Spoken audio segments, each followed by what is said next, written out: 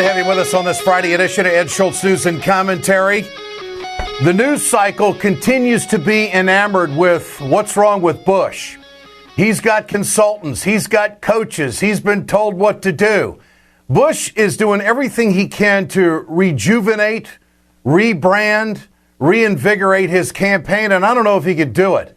I view his father's book as a exoneration of don't blame my kids. They're going to be different presidents, and it's not their fault when he was ripping into Cheney and Rumsfeld in his most recent book written by Meacham. But what Bush is saying, going after Rubio, I thought it was the right thing to do. I mean, I do think that senators have an obligation to make as many votes as they possibly can and then not slam the process. Then you had Trump go after Rubio's personal finances and the way he manages things. I think that's very important.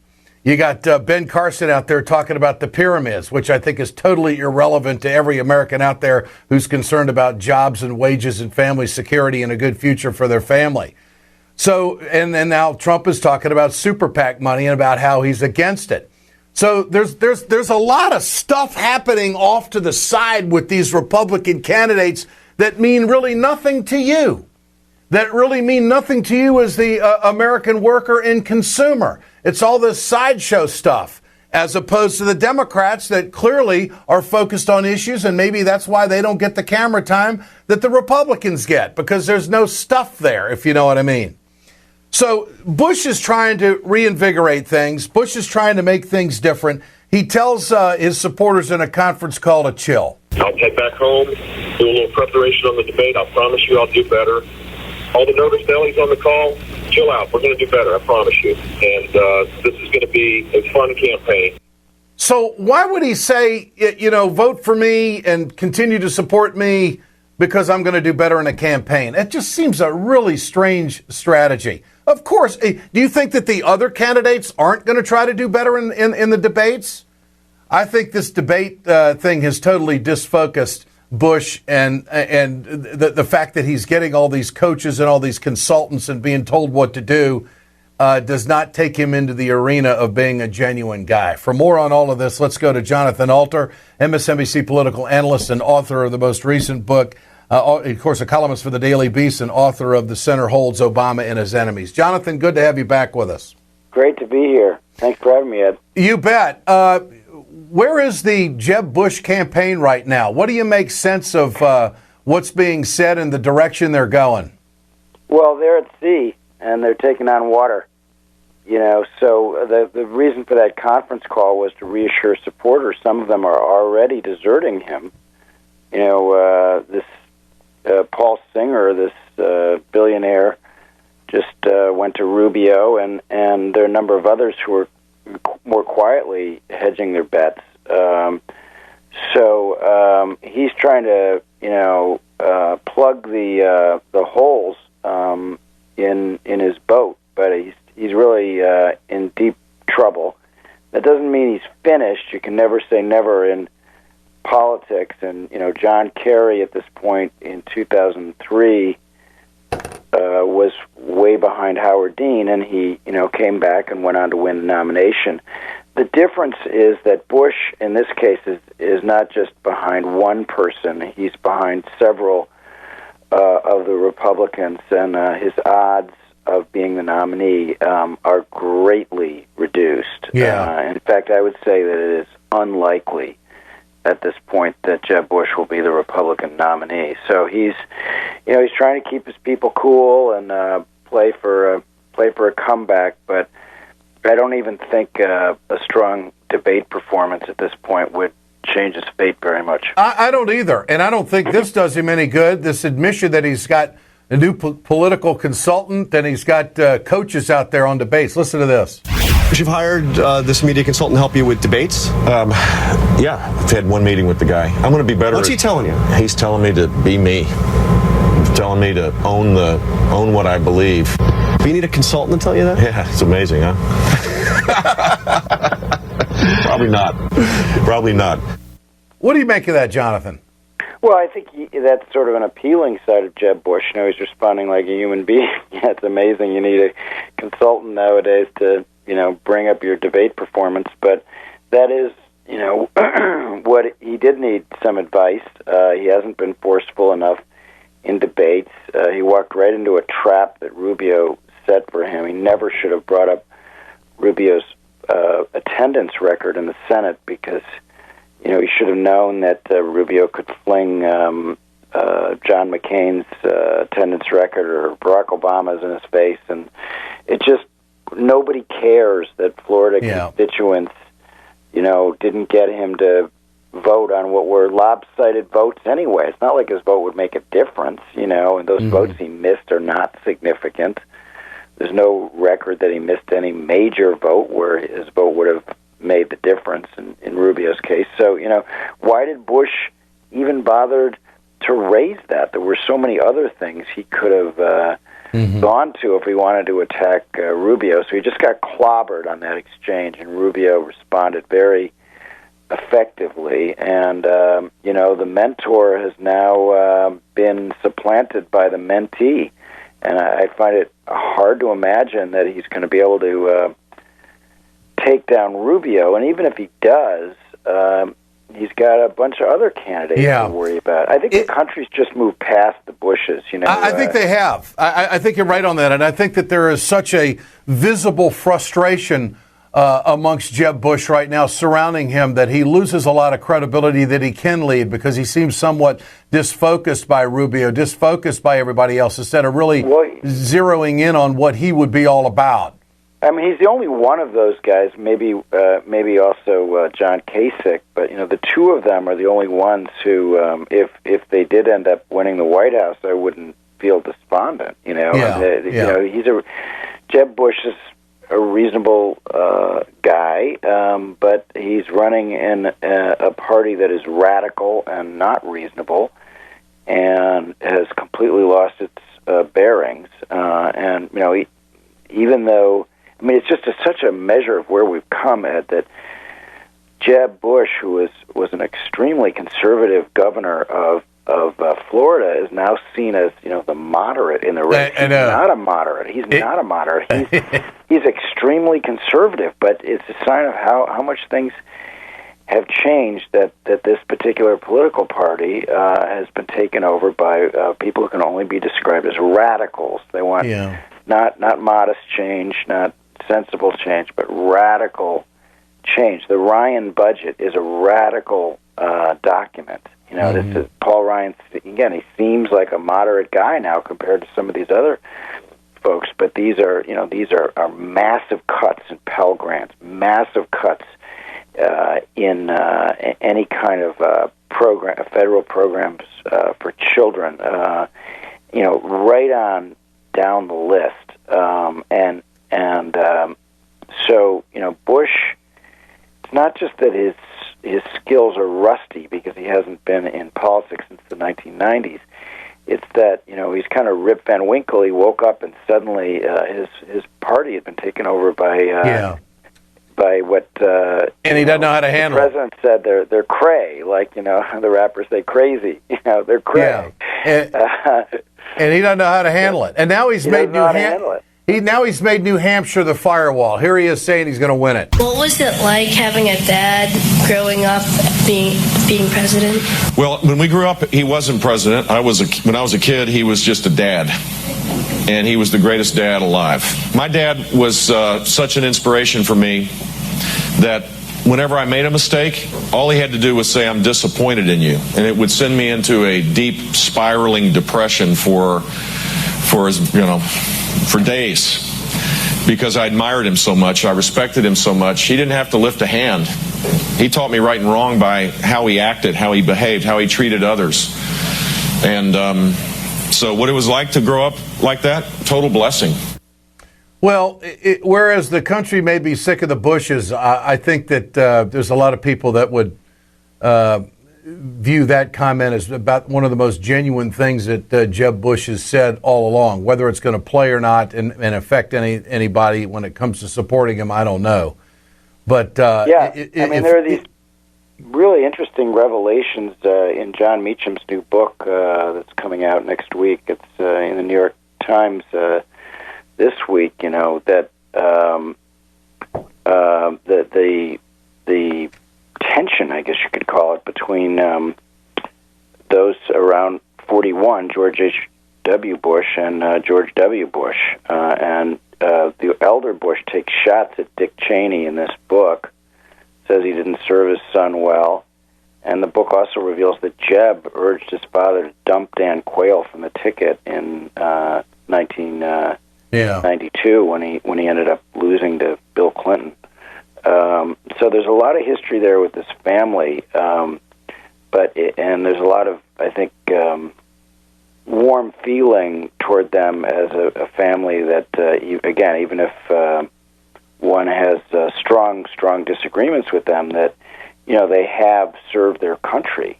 George H.W. Bush, in particular, from the time he was 18 years old and enlisted in the Navy, as the youngest pilot in the Navy in World War II, served his country for a very long time. But it all went awry under his son, and we had this disastrous war that was completely unnecessary, and that cost thousands and thousands of lives. Not just in the United States, but in Iraq, and sort of wrecked the Middle East. It was the most disastrous foreign policy. There's no doubt, and he's trying to in this book, American history. He's taking a shot at Cheney and Rumsfeld and almost trying to reverse the blame or you can't do that. I mean, this family is tarred with that, and this is where I think Trump comes in, because Trump was against the Iraq War, and when he brings it up, it's not just that he calls Jeb Bush low energy. When he brings up that he was, still supporting his brother in this thing, he has not broken from his brother, and that's just a killer, because this was a disastrous war, and the country is done with the Bushes.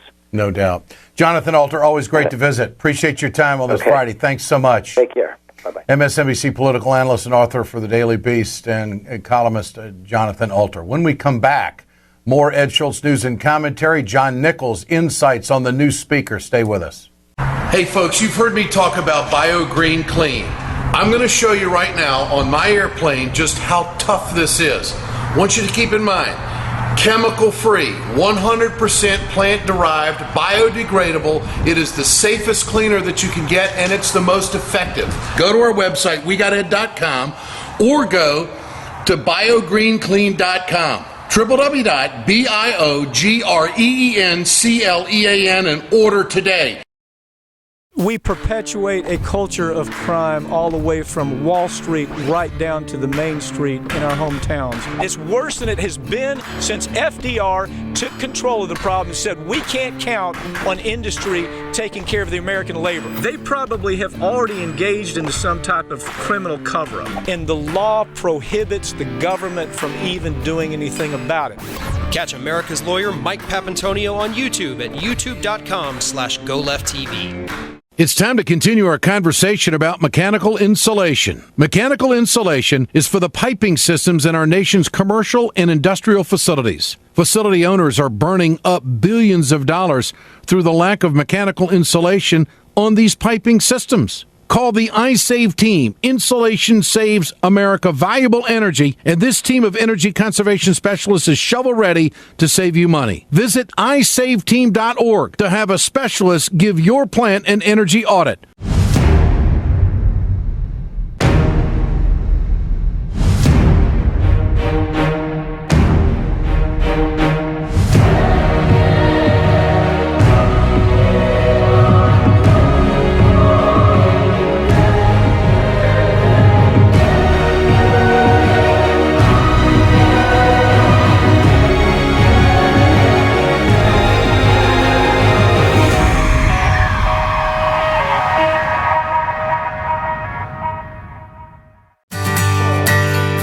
From the steel mills of Pennsylvania, to the auto factories of Michigan, to the modern makers movement, manufacturing makes our nation great. I'm Scott Paul, president of the Alliance for American Manufacturing.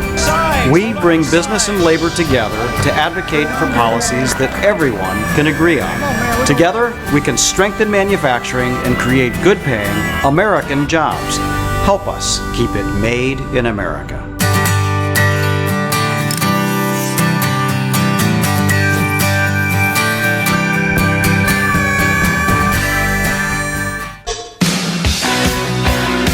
Good to have you back with us here on Ed Schultz News and Commentary. Thanks for the view. Thanks for the listen. Thanks for the download at WeGotEd.com, RawStory.com, and RingofFireRadio.com. A story to follow out of Berlin. A human rights group in Germany has filed war crimes against Bush, Cheney, and Rumsfeld. Obama won't do it. Nobody in this government will do it, but the world is still watching the sins that were committed years ago. Interestingly enough, George H.W. Bush, the old man, Bush 41, autobiography written by a gentleman, John Nichols, goes after Bush, goes after Cheney, calling him iron ass, and also rips into Donald Rumsfeld. And basically it comes off as that the old man is trying to cover for Bush 43 and maybe clear the deck to help out his son, whose campaign is struggling, which we'll talk more about. But as I said in previous productions here, Paul Ryan is about the agenda. Paul Ryan isn't about, in the House, everybody getting along and process and open amendments and discussion, everything else. He's not about minority rights or minority voices. This is about an agenda. He made this very clear in his most recent interview on Fox. Ultimately, we're going to have to take this to the people so that we can have the kind of election we need so we can pass what we need to do to save the country. Meaning Republicans next we next need November. to win the White House. Look. Or 60 votes in the Senate is a good start. I ran against the president in the last election. It's very clear we do not share the same vision, the same philosophy, and the same idea of where America should go. He's transforming the country into a direction we never wanted it to go in the first place. We owe the country a choice of a different direction. And if we can win the kind of an election we need to win, an affirming election, a mandate election, so the people of this country say, yeah, we want you to fix this mess, and here is the ability to do so. That's what we want to bring to the country. So can we pass everything we want into law right now with the Senate and the White House? No, we can't. But that should not stop us from trying and from offering ideas. That is political talk, more so than I've ever heard before from any Speaker of the House in history. Now, he says we're going to take it to the people. Well, they have taken it to the people. They've taken it to their shorts with all this gerrymandering that's going on, and they've socially engineered the districts to the point where the Republicans are going to be in power for a long time. And then he says we want to give the American people a choice. Well, why didn't you beat Obama in 2008? Why didn't you beat him for re-election in 2012? You want to talk about a message being sent to Washington. And, of course, what have the Republicans come up with? Nothing but gridlock and obstruction.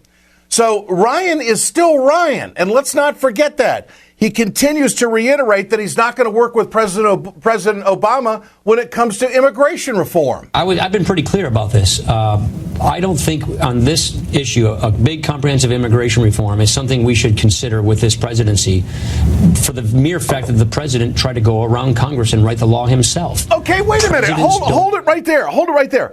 Okay, but isn't this a new effort? Isn't this a new effort since you're Speaker of the House, Mr. Ryan, that you're going to do things differently? You're going back to holding a grudge against the president for executive orders instead of going over to the White House and say, look, I'm the Speaker now. I could probably bring some guys on board. Do you want to do immigration reform? I've said it 1,000 times. The Republicans will never be in favor of immigration reform because they want cheap labor and they do not want these new Americans going into organized labor, which would be against their best interests. For the Republicans. So for more on this, let's go to John Nichols, Washington correspondent of The Nation magazine. John, good to have you with us. And it's always good to be with you. Ryan is talking like a political operative, not Speaker of the House. I guess we shouldn't be surprised at that, but where's the change?